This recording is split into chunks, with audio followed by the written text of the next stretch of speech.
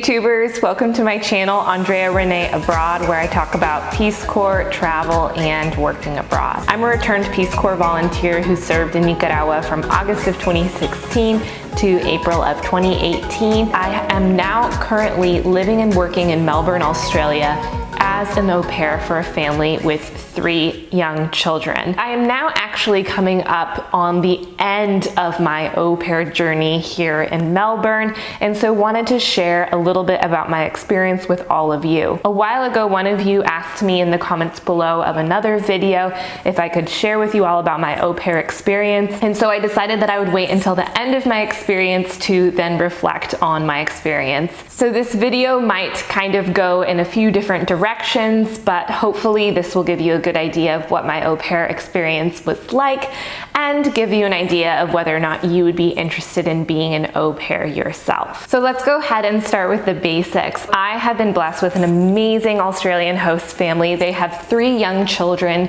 ages 2, 4, and 7, and then the parents are in their late 30s. So it was a really great setup from the beginning. There were a few people who asked me if I would be scared to work with 3 children, but the way that it was set up, I almost rarely had all 3 children with me at the same time, just because of the age differences. The 7-year-old would generally be at school. I probably spent the least amount of time with her. And then there were also days where I only had the 2-year-old because the 4-year-old was at preschool. So having 3 children never really concerned me. During my time au pairing for this family, I worked 30 hours a week and was paid 200 Aussie dollars a week every Friday. And basically my schedule was set up that I would work full days on Monday, Tuesday, and Thursday. And then Wednesdays and Fridays, I would just help get the kids out the door, and then my hours would be over with.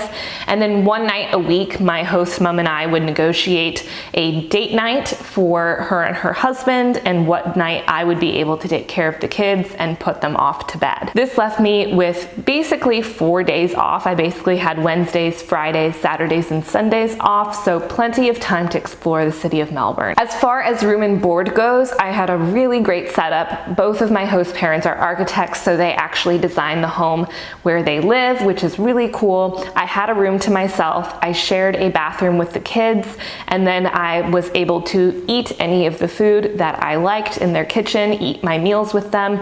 I opted to eat my breakfast by myself, and I also purchased my own breakfast items just from my au pair weekly allowance, just because I am vegan and I had certain preferences. Lunch would also kind of be on my own. Generally, it was just leftovers, sitting down with the kids or whatever. And then I would generally try and eat dinner with the host family as often as possible. During my time as an au pair, I also had a gym membership, so I would generally go to the gym 5 times a week just after my shift or in the afternoon. So this would sometimes cause me to miss out on dinner time, but my personal fitness and health was something that I really valued during my au pair experience, and it helped me keep my sanity. So I did, with my own au pairing money allowance, have a gym membership, which was just a close walk away. While I was an au pair, I did not drive, which was totally fine with me because unlike America, the Australians drive on the left side of the road, which kind of freaked me out, to be honest with you all. So I was totally fine with not having to drive while I was here,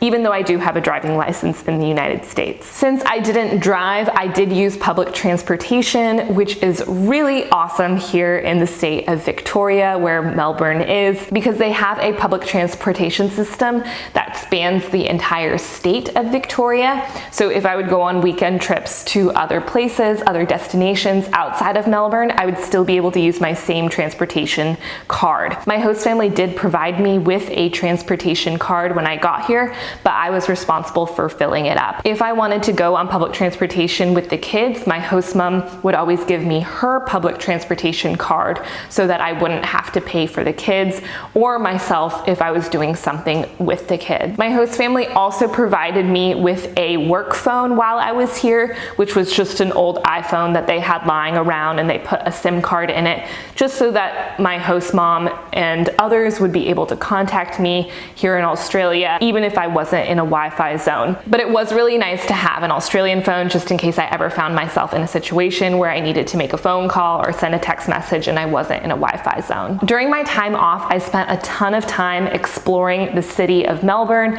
and also the greater Victoria area. I purchased a guidebook before I came here to Melbourne, Australia, and so I basically just was going through the guidebook, looking at the different things that were recommended in my guidebook. When I first got to Melbourne, I was actually really overwhelmed by the number of things to see in my guidebook and was really worried that I wouldn't have time to get through everything. But actually, just a few weeks ago, I feel like I finally got to the end of my guidebook, and I've actually kind of run out of things to do in the city that are novel. Like, I've pretty much done everything. Anything that I do now is kind of repetitive, but still interesting all the same. I did become friends with a few other au pairs here in the Melbourne area, but I will say for the most part, most of the au pairs here in Melbourne are German and younger than I am. I am almost 26 years old. I'll be turning 26 in January, whereas most of the au pairs I would say are in their early 20s or even 18 or 19 years old. There were a few things that I wanted to see while I was here in the state of Victoria,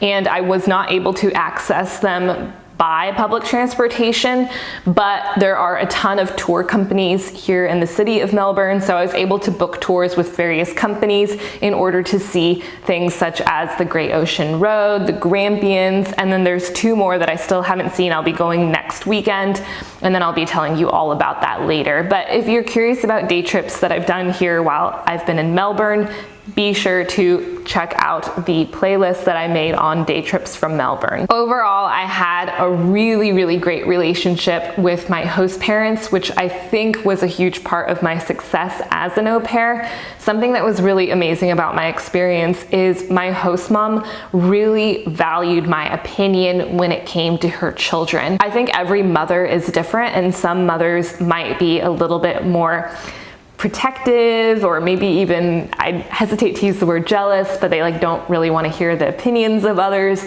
on their children. So I was really surprised when my host mom was so open to hearing my opinion about her children and even asking me for advice on how she should navigate certain situations.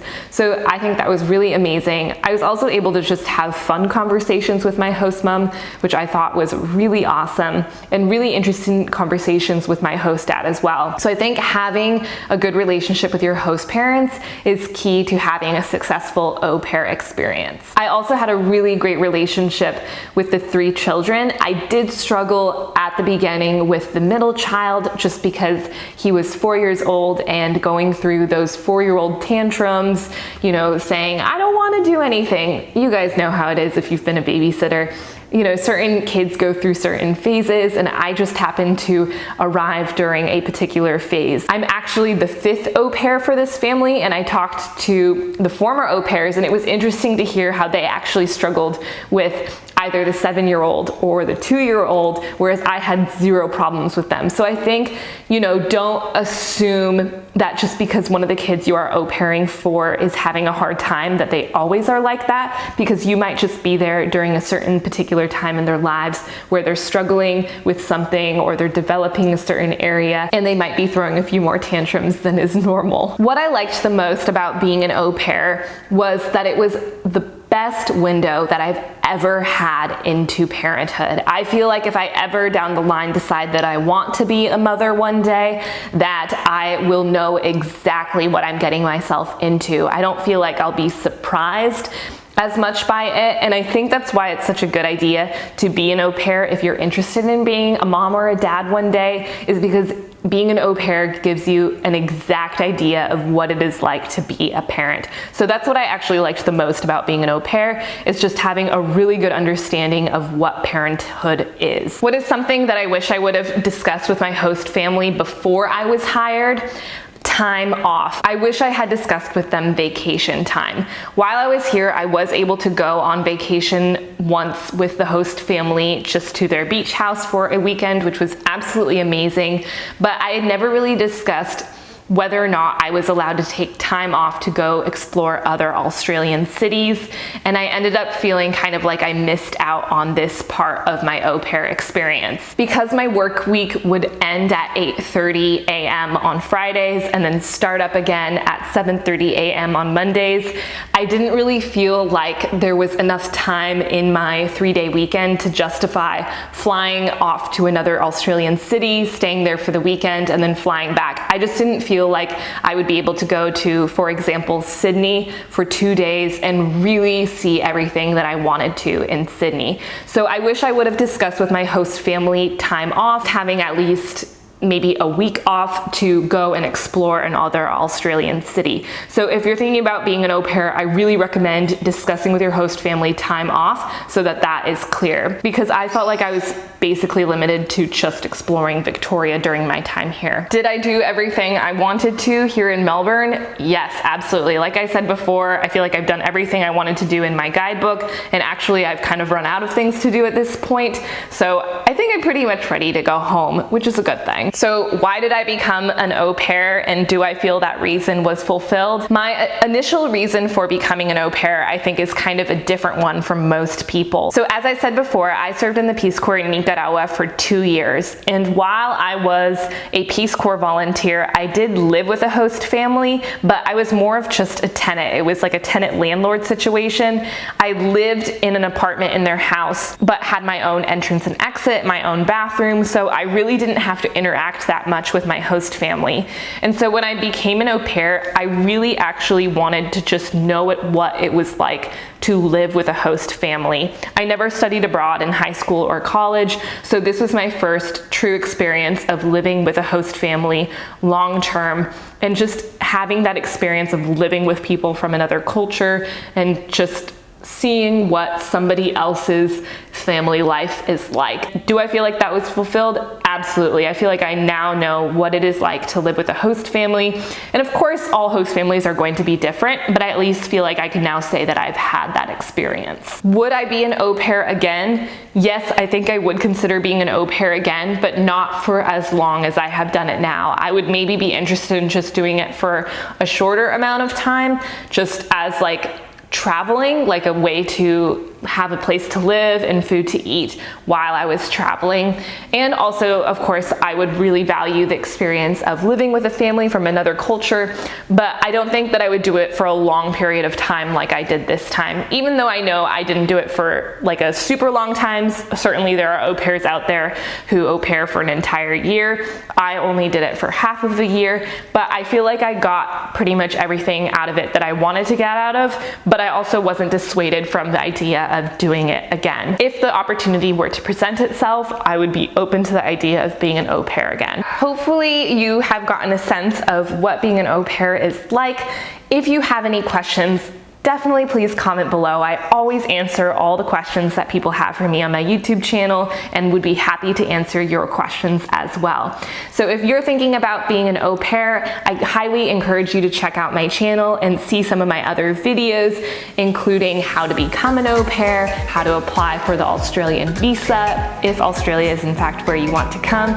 I have an au pair room tour, just a bunch of videos on my channel about being an au pair. So definitely check me out, subscribe, like this video if it brought value to you, and I will see you all next week.